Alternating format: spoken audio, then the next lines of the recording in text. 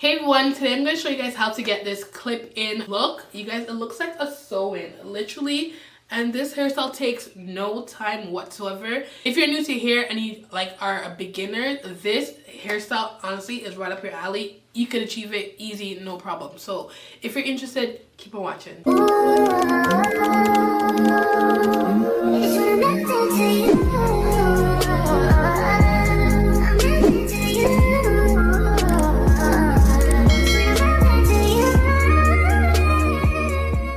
Now y'all gonna be sick of me with these clip-ins because literally these clip-ins save lives. I can't tell you how many times I've installed this and I've been out the door within like 20 minutes.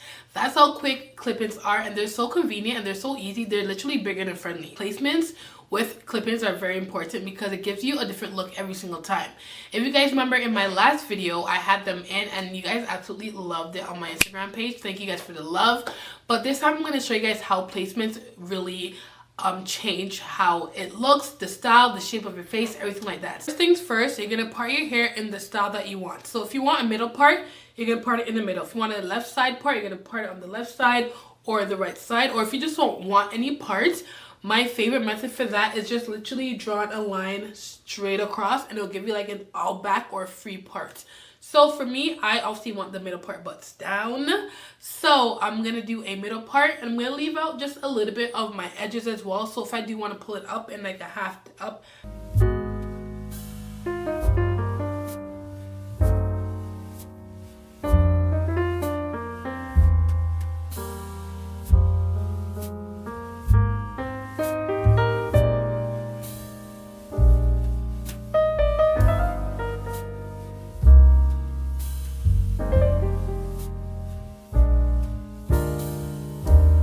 Possible.